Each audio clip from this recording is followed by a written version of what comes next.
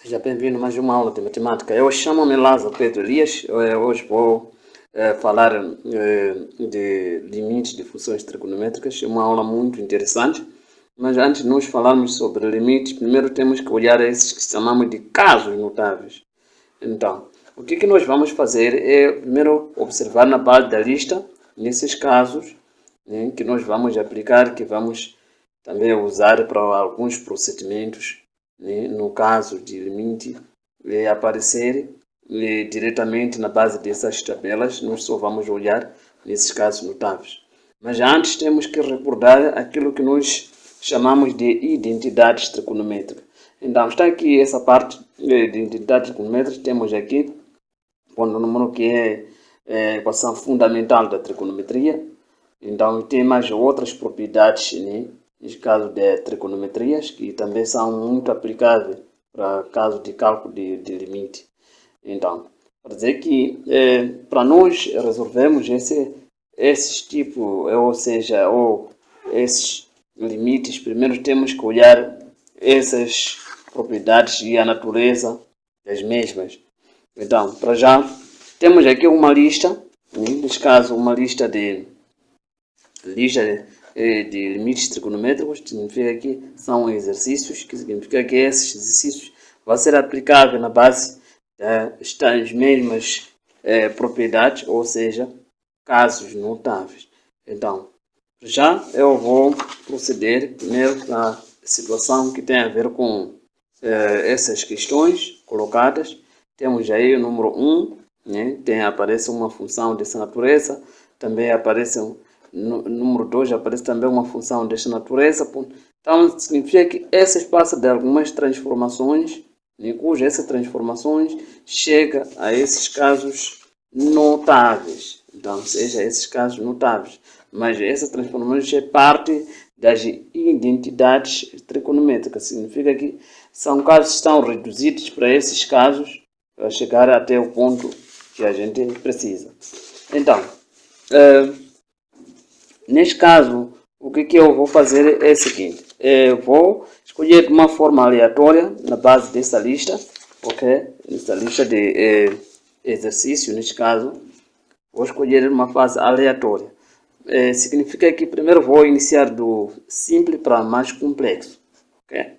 Então, para já eu vou mesmo, na verdade, trocar o exercício número 1. O que diz? O exercício número 1 diz assim: limite de x tende para 2 seno de x sobre x, ok? Então, significa que antes de resolver, nós temos que, antes de resolver esses casos, primeiro temos que fazer uma substituição, né, no valor da tendência. Então, significa que há casos que limites não aparecem de uma forma indeterminada, ou seja, 0 sobre 0, então, ou mesmo infinito vezes 0, ou infinito sobre infinito. Então, significa que sempre é a primeira coisa que nós temos que fazer nessa substituição. Neste caso aqui, tenho esse limite, então significa, substituindo aí, vou ter seno de 2 sobre 2. Então, significa que aqui é um valor, né? Significa que neste caso é um valor, nós não podemos desenvolver esse caso. Já verificamos que é um caso simples. Quer dizer que este caso não está mesmo muito mais ligado àquilo que nós chamamos de propriedade. Mas podemos também pegar um outro caso, né? Que é o número 2. Esse que era número 1. Podemos pegar também o número 2. Número 2 o que diz? Temos limite de x tende para 0. Neste caso temos aí seno de 3x sobre x, ok? Então, esse limite tem que ser reduzido para caso notável. Tem que ser reduzida para este limite, que é esse tipo, essa natureza. Limite, quando x tende para 0, de seno de x sobre x igual a 1. Então, significa que tem que ser reduzida para este caso. Então, para ser reduzida esse tipo de limite, o que nós vamos fazer é o seguinte. o que eu faço? Vou fazer assim. Fica limite de x tende para 0. Tenho aí seno de 3x sobre x, ok. Aqui, primeiro vou multiplicar, como aqui temos o 3, né? Neste caso temos o 3 aqui, então aqui não temos 1 aqui, então significa que tem que ser uma forma igual como esta. Aqui temos 1, então temos o nosso constante neste caso. Então tem que também transferir uma também natureza dessa forma também. Então para nós calcularmos o que nós vamos fazer, eu vou multiplicar 3 no denominador e vou multiplicar 3 no numerador. Então significa que vou ter limite. Esse 3 é um valor, é um número constante. Então vai ser 3 limite de x tende para 0, como é o constante neste caso. Aqui vamos ter seno de 3x sobre 3x. Então, calculando este aqui, já estamos aqui é 1. Estamos tirando um caso notável. Então, logo ficamos com 3 vezes 1 desse limite. Em que logo vai ser 3. Então, significa que o resultado deste limite, né, é 3. Então, significa que usamos essas propriedades para facilitar. Então, temos também ainda a recorrer mais outros números, de uma forma aleatória. Temos aí o número 5, o exercício número 5, neste caso. O que diz? Limite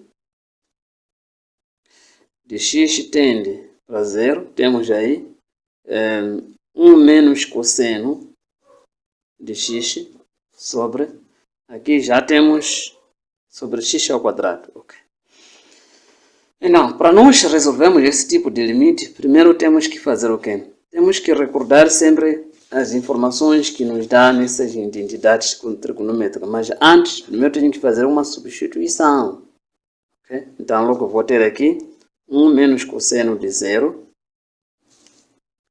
sobre 0 ao quadrado. Então, o cosseno de 0 é 1. Então, logo ficamos com 1 menos 1 sobre 0. 0 ao quadrado sempre dissemos que é 0. Então, vamos ter uma indeterminação 0 sobre 0. Ok? Depois daqui, vamos fazer o levantamento. Neste caso, levantamos essa indeterminação. Para levantar essa indeterminação, primeiro que nós vamos fazer é o quê? Onde é o limite de x tende para 0. Aqui temos 1 menos cosseno de x sobre x ao quadrado. Aqui vamos multiplicar por par conjugado. Primeiro temos 1 menos cosseno de x, então vamos multiplicar o seu par, vai ser 1 mais cosseno de x. Vai multiplicar no numerador, tanto como também no denominador. Então vamos ter aqui 1 mais cosseno de x sobre 1 mais cosseno de x. É a mesma coisa, nós podemos simplificar, sempre voltamos na situação anterior. Okay? O nosso objetivo principal é multiplicar um numerador e multiplicamos um denominador. Então ficamos com limite de x tende para 0. Então aqui ficamos com, por outro lado, vou ficar aqui, limite de x tende para 0. Aqui vou ter 1 menos cosseno ao quadrado de x. Em casos notáveis, né? Temos x ao quadrado, multiplicar por 1 mais cosseno de x, ok? Significa que neste caso, 1 menos cosseno ao quadrado de x é por causa desses valores de a. Os valores de a temos aí, temos a e b, temos a e b. Então significa que é por causa dessa mudança que surgiu através dessa transformação, onde tem a menos b a multiplicar por a mais b. Isso é equivalente a dizer que a ao quadrado menos b ao quadrado. Então significa que essa propriedade nós já aplicamos aí.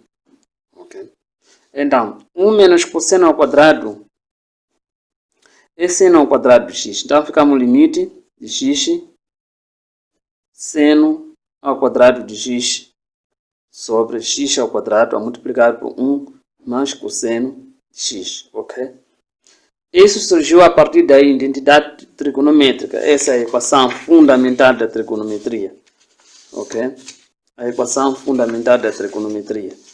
A equação fundamental da trigonometria é esse no ponto número 1. Significa que aí, isolando, temos essa situação, temos aí seno ao quadrado de x mais o seno ao quadrado de x é igual a 1. Isolando o seno ao quadrado de x, ficamos com 1 menos cosseno ao quadrado de x. Então, essa substituição que nós fizemos aqui, neste caso. Essa substituição que nós substituímos aqui. Então, logo vamos ter, ficamos com limite de x tende para 0. Aqui ficamos com seno ao quadrado de x sobre x ao quadrado vezes esse. Podemos também multiplicar, podemos separar os limites, né? Limite de x tende para 0. Aqui ficamos com 1 mais cosseno de x. Ok? Então, significa que, separando esse que é o nosso objeto, já sabemos que esse limite é 1.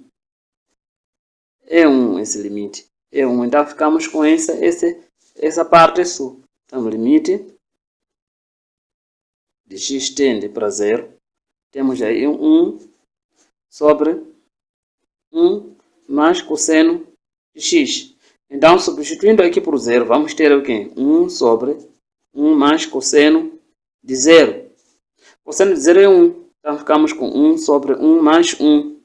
Será igual a quanto? A 1 sobre 2. Esse é o resultado desse limite. Significa que o limite neste caso, de 1 menos cosseno ao quadrado, 1 menos cosseno de x sobre x ao quadrado, é 1 sobre 2. Então, significa que ainda vamos desenvolver, resolvendo outros exercícios